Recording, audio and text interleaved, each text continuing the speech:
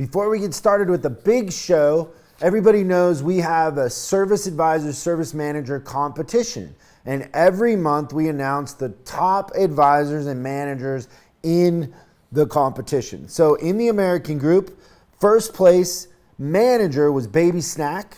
Second place was The House. For the service advisors in the American comp, Carlos Bows to Me was first place. Dingers 15 was second place. Third place was Uncle Rich. Fourth place was Frankie. And fifth place was The Closer. In the Japanese comp, top manager was Al Capone. Second place was Steve-O. And the advisors, first place was CPAP. Second place was Lucky Luciano. Third place was Jay Willie. And fourth place was The Gems. And fifth place was John Dillinger. In the Highline comp, the top manager was Monster. And top advisor was Rover Hog. Second place was Rooster, which reminds me of the Alice in Chains song. And comes the Rooster.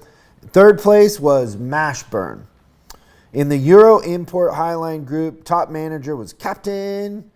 Service advisors, first place was General Chang. Second place was Amish Gangster. And third place was LT. Not to be confused with LT, the football player. In the Canadian group, top manager was Looney One. Top advisor was Roadrunner. And second place was Marvin the Martian. And in Asian Zing, top manager was Big Tuna. Top advisor was Ren Polly, and second place advisor was P. Not P-E-E, just the letter P. Not P-E-A, just the letter P. And there you go. Those are your comp winners. And what was your observation, Christian? Is that the elite members dominated this last month's competition. And what is an elite member? This is a genetically advanced service manager that was created like RoboCop. Yes, they are 74% cyborg for the most part in order to get indoctrinated. The bionic service director or service manager. Yes, they are inhuman. They are. And they dominated the comp. Dominated the comp. Not just that they were winning the comp, but in a lot of the leagues, it was not just first place, but first and second place were occupied by elite members. The best place that the elite members dominate the comp is in their net to gross.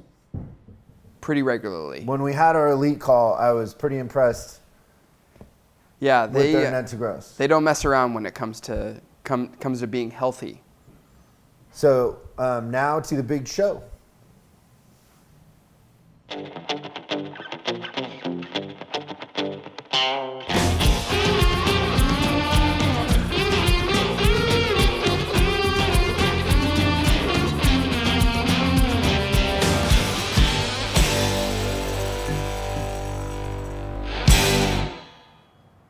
Welcome everybody to Service Drive Revolution. I'm Chris Collins and this is Christian Lafferty. How are you today, Christian? I'm good. How are you doing?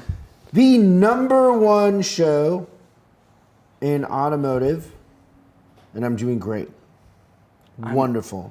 I think I'm in the best shape of my life. Yep. I'm having more fun than I've ever had.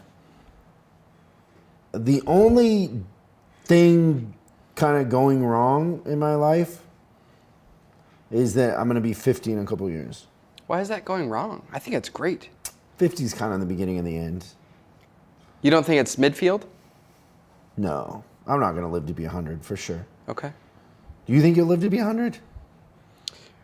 If the last year is any indication, I don't know, but think about with modern technology and medicine and how healthy you've gotten yourself in the last few months, like the sky's the limit for what we can do to our bodies and how long we can make them last in a good way. Like I don't want to be a vegetable at 95, but if I can do this and get healthy and at 60, I can still run and be active and everything like that, who knows what 100 could bring. Yeah, maybe. But besides that, everything's pretty good. Okay. But 50, I should have a big birthday party for 50. I think that'd be fun. What is big to you? Having a band. Like Metallica? No, I don't think Metallica. Like Metallica would cost you crazy arm and a money, but leg, you for could do sure. a cool band like the Super Suckers or Afghan Wigs or something, like somebody cool. Could we get a bounce house? A what? A bounce house? First of all, why are you whispering? Can we get a bouncer? Can we get a bouncer? I know. What is it that you're saying that's so scary that you're gonna whisper it? I want a bounce house. Bounce? You never heard of a bounce house? Bro, I'm turning 50, not 12. Yeah, maybe it would just be me in the bounce house now that I'm There's no starting to think bounce about house. That doesn't happen. this. Okay. There'd probably a bigger chance of having a water slide. That goes into a bounce house? No, Okay. it's just a water slide. Yeah. Okay, let's go to the questions. Remember, we have a phone number for you to call and submit your questions. 8333 Ask SDR. That's 1-8333 Ask SDR. Extra or three. if you don't have the little letters on your keypad. Would you completely prove me wrong, by the way? Yeah, Christian was like, iPhones don't have letters on the keypad, but they do. Yep. It's 833-327-5737. Leave your question there. If your question makes it on the air, we will send you some swag. Mm-hmm. We'll send you an SDR hat, t-shirt, coffee mug, whatever. It's all good stuff. It's gonna be good. That's right. You're gonna look good. You're gonna feel good. And people are gonna walk up to you and go, "Man, where did you get that shirt?" Right? You're wearing an SDR shirt today. How many people just randomly walked up to you and they're like, "How do I get one of those?" Happens constantly. Tons of people. It's like almost like you need a bodyguard. So there's only if your question makes it on. That's it. Today we're going to talk about if it's okay to steal from customers. Is it okay to steal from customers? Like I always say, like if you wouldn't sell it to your mom, we're gonna go through some logic. Yeah. We're gonna use a little logic. It is a deeper discussion than people think, just with the silliness of the question. But it's important. People do think that in order to sell more and succeed, you have to oversell. Yeah. Over-recommend. Yeah. There's no doubt that that's a theory. And a lot of what we do, people have assumed because of the numbers that our clients put up that we are stealing. Yes. And they would be inaccurate. Extremely. We would not condone or want to be a part of anything of the sorts. Would not Agreed. be our MO. We deeply believe that if you wouldn't sell it to your mom, don't sell it. There's so much stuff that you can sell. You're just taking, shortcuts. So we're going to talk about that. But first, maybe we'll do some questions from the audience. Questions are great. What is question number 1? Uno. Hey, Chris. Love the podcast. Can you address the issue of text recommending repairs that aren't really needed? The customers get hit with a laundry list and go somewhere else. Then find out they don't need some of it. Thanks so much. It is very important to address the customer's original concern first. So in our service advisor training, we have 2 lanes. We have the doctor recommends and the supersize me technique, right? In either technique, it is very important that if the customer has a concern, a diagnostic concern, that we plant seeds for what might be recommended, but you don't want to put $2,000 on an RO and send it in the shop and then it comes back and that's all the money the customer had. It leaves people with a bad feeling like we're just trying to sell them something. So if the customer has a diagnostic concern, I would plant seeds for what other things they would need, but I would present it all at one time because that's the best thing for the customer to make an educated decision knowing all the facts. We don't want to ask a customer to make a decision about how to maintain or repair their vehicle without having all the facts. I agree with you 100%. You put 'em in a Supersize Me is disadvantage. making me hungry a little bit. It reminds me, what does a witch put on her bagel? Oh, I love your segues. Supersize Me reminds me of a witch. Doesn't it remind everyone of a witch? Okay, well, the question is, what does a witch put on Her bagel. I don't know. I do believe that you're going to get one of these right one day. But in this case, scream cheese. I would never figure that out. Yeah. I would never think to twist cream into scream. Michael nailed like 3 of these in a row. Yeah, he's smart. He's smarter than me. That's funny. Okay, question number 2. Yeah, hi. I'm a service advisor at a Toyota store in Georgia. We're often told by the service manager that we need to be selling as much as the top person in the drive and that there shouldn't be any reason for the gross gap between us to be too large. However, the top advisor is criminal with what they do. They sell work that's recently been done. Our shop recommends brake fluid and filters and fuel injection and inductions and all that every 30,000 miles. And the top advisor will sell that work at 30,000 and then again at 40,000. So my question is, how can I increase my hours per RO without having to do that? I'd never sell that to my mother, as you say. My CSI is constantly good, and I have good relationships with the customers, but I can't seem to raise my hours per RO. So, any advice? Thanks. There's a lot in that. I like the question. I do too. Thank you for the question. The first thing that I want to say is maybe step back a little bit for a second and just let's talk about this logically, because like actually on some, and I wish I knew what kind of dealership this was or whatever. He said Toyota dealership? Toyota? In Georgia. So do Toyotas need induction services? Yes. Okay, so I know that the way I was convinced to do induction or the fuel service, but not injectors, induction service on cars was the shop foreman took apart the top of an engine, took pictures and showed me, put it on, did the induction service and pulled it off. And I know on my cars, when I do it every year, I get better gas mileage, the performance is better. A lot of the turbo cars now will, after a year or so, start to feel sluggish. And it happens on a lot of the cars out there. So I would ask you to not pretend to be a technician or a scientist and actually do what I do and say, show me. So even if you had to pay out of your own pocket or bribe a technician on the side, if you let some of these cars go longer than a year, the induction service is just taking off a layer. So I would say 30,000 miles on some cars is too long. And I would sell it to my mom gladly. She will notice. My little brother, when he used to write service, used to tell people that if they did an induction service and didn't notice a difference in their performance, he'd give them their money back. Now, I would never recommend to do that, but he never gave anybody their money back. And they were using Mach too, their induction service.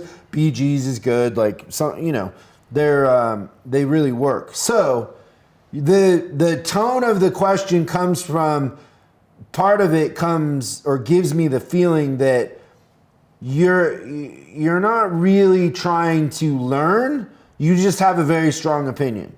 So I know you don't want to hear that, and you're probably a fan of the show, and now you're like, oh, Chris, you're a jerk. But I'm telling you the truth. Like, induction services with some brands and some models, you should do them every year. So 30,000 miles is too long. So then the second thing is stop watching the guy next to you and just maximize what's in front of you. Like, just do that. Like, we should just get into our subject now of, is it okay to steal from customers, right? Yeah, I think we can. Because let's just say, like, you're working at a Toyota dealership, and so Toyotas come in for service how many times a year? Twice a year. So let's say that you write up 12 cars a day, which you're probably writing more because most Toyota stores are burning their advisors out. And the Toyotas don't break as much. But so you're writing 12 a day. If they come in twice a year, how many of those cars are due for an alignment? Half of them. They're due for an alignment every 12, Yep. right? 12 months, 12,000 miles. AAA says that. It's most of the time in 3,000 miles, it's due for an alignment. Yeah. It's out, right? And so half of the cars you write up every day are due for an alignment. you could sell it to your mom and you could feel good about it. Are you selling 6 alignments today? I doubt it, by the way you're asking the question. I agree. So opportunity is everywhere. Tire rotations, cabin filters. Like, if you just concentrate on the stuff that customers really need and stop paying attention to everybody else around you and connect with customers and work on your closing skills, work on customers trusting you, work on creating key throwers, you'll forget about the other advisors and what they're doing right or wrong. Yeah. I think for sure, especially in the service industry, karma's definitely one of those things that comes back to get you. So I think two things. One is, don't assume that being unethical is the only way to increase your hours per hour. Like, that's almost how that question made it sound, right? Is that like the only way to grow it is to do what that person's doing? No, do the opposite of what that person's doing, because in 5 years, everyone's going to be coming to you and not to that person, because people figure it out, right? And I think the other thing is that just the amount of time that you must be spending. Like, if you're figuring out that somebody's selling a induction service at 40, that was just sold at 30, like, how much time are you spending looking at histories of someone else's stuff? Yeah, like, do it for your own stuff. Ask your customer a question. Like, talk to them and get to know something about them instead of getting to know something about the RO that's being written next to you. Like, the way to increase the value of your repair orders is to build trust with your clients. And if you build trust with your clients, they're going to believe in what you're telling them.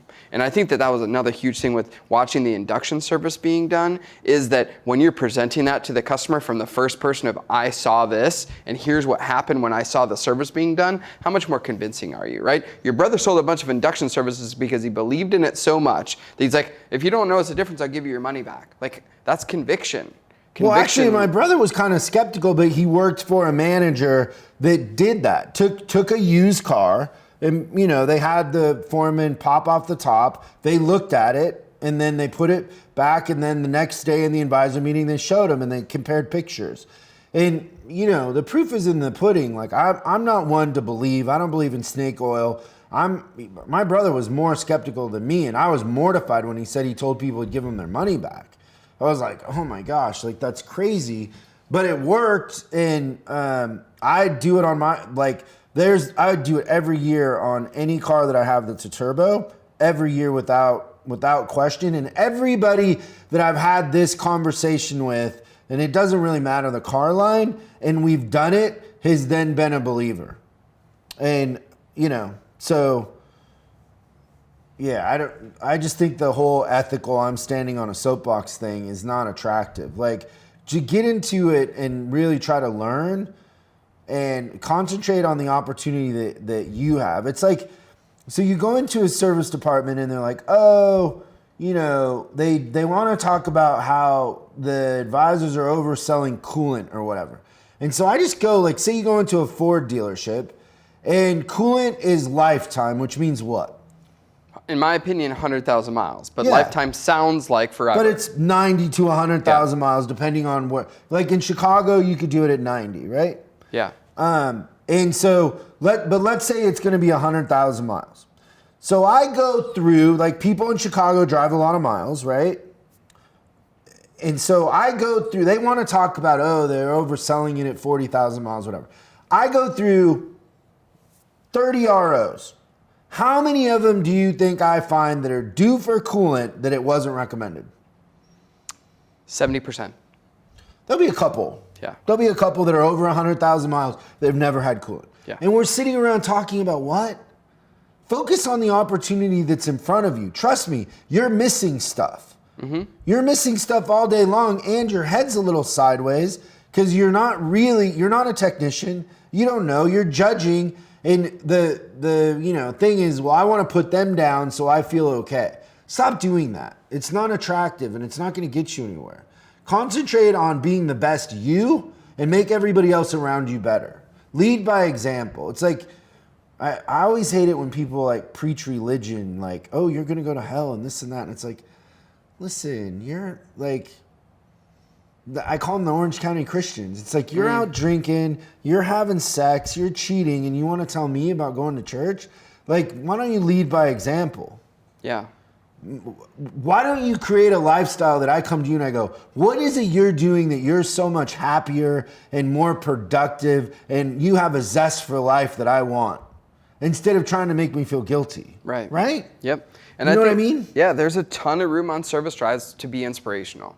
And I think that that's exactly the opportunity. So I think that that's a big thing with, look at our body of work. I mean, I would love to see an advisor looking over their own ROs and saying, what did I miss? That's inspirational to me. And that makes me want to be, work with that service advisor and try to be, helping them on strategies of how we make sure we're consistent with our presentation methods. It is not hard to be the #1 advisor in selling tires and alignments in any service drive just by consistently turning the tires, measuring them, showing the customers, and recommending alignments when they're due. If you just did those two things, and you could say, if you recommend an alignment at a year or 12,000 miles and it's not out of alignment, don't charge the customer. And it'll be rare. It'll be 1 in 200. And the equity that you get from trust is worth more than the alignment anyway. Yeah, but if you have a problem getting over that idea, Yeah.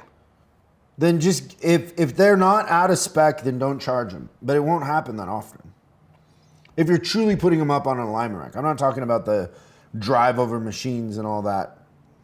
I'm talking about a real alignment. Yeah.